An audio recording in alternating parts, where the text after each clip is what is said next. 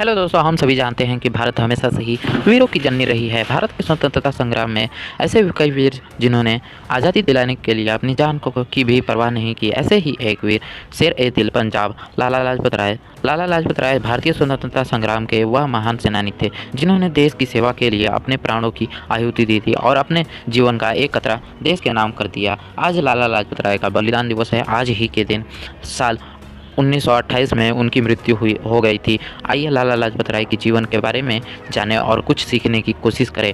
लाला लाजपत राय का जन्म 28 जनवरी 1865 को पंजाब के मोगा जिले में हुआ था। उनके पिता का नाम लाला राधाकृष्ण अग्रवाल पेशे से एक अध्यापक और उर्दू के प्रसिद्ध लेखक थे। प्रारंभ से ही लाला लाजपत राय को लेखन और भाषण में बहुत रुचि थी। उन्होंने हिसार और लाहौर में वकालत शुरू की। लाला लाजपत राय को शेर ए पंजाब का सम्मानित संबोधन देकर लोग उन्हें गर्म दल का नेता मानते थे। लाला लाजपत राय स्वावलंबन और स्वराज्य लाना चाहते थे।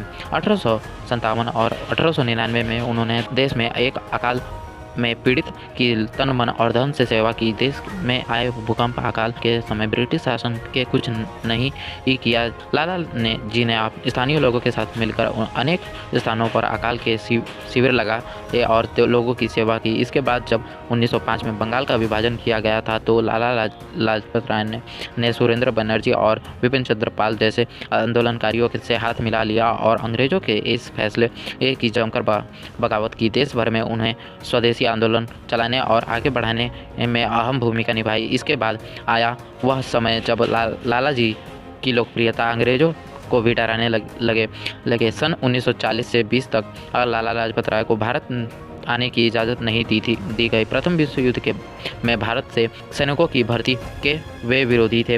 अंग्रेजों के जीत उन्हें यह अपेक्षा नहीं की कि गांधी जी की भारत स्वतंत्रता करने की मांग स्वीकार कर लेंगे। अंग्रेज सरकार बाल गंगाधर तिलक और विपिन चंद्र पाल इतने प्रभावशाली व्यक्ति हैं कि जनता उनका अनुसरण करती है। अंग्रेजों ने अपने को सुरक्षित रखने के लिए लाला जी को भारत नहीं आने दिया तो वे अमेरिका चले गए। यहाँ यंग इंडिया पत्रिका का उन्होंने प्रकाशन किया। न्यूयॉर्क में इंडियन इन्फॉर्मेशन ब्यूरो की स्थापना की।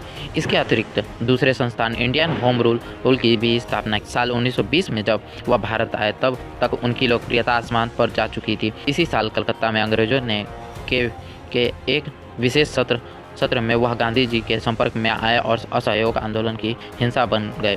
लाला लाजपत राय के नेतृत्व में असहयोग आंदोलन पंजाब के जंगल में आग की तरफ फैल गया और जल्द ही वे पंजाब का शेर और पंजाब केसरी जैसे नामों से पुकारे जाने लगे। लाला जी ने अपना सर्वोच्च बलिदान साइमन कमीशन के समय दिया। 30 अक्टूबर 1928 को इंग्लैंड के प्रसिद्ध वकील सर जॉन साइमन की अध्यक्षता में 7 सदस्यीय आयोग लाहौर आए। उसके सभी सदस्य अंग्रेजी थे। पूरे भारत में भी इस कमीशन का विरोध हो रहा था। लाहौर में भी ऐसे ही करने का निर्णय हुआ। लाहौर महानगर बंद था, हर तरफ काले झंडे दिख रहे थे और गागोदन गर्जन साइमन कमीशन गो बैक इनकलाब जिंदाबाद सुनाई दे रहा था। पंजाब केसरी लाला लाजपत राय के नेतृत्व में बाल वृद्धि नर नारी हर कोई स्टेशन की तरफ बढ़ते जा रहे थे। फिरंगियों की निगाह में यह देशभक्त का गुनाह था। साइमन कमीशन का विरोध करते हुए उन्होंने अंग्रेज वापस जाओ का नारा दिया। तब कमीशन का डॉक्टर विरोध जताया। इसके बाद जवाब में अंग्रेजों ने उन पर लाठीचार्ज किया।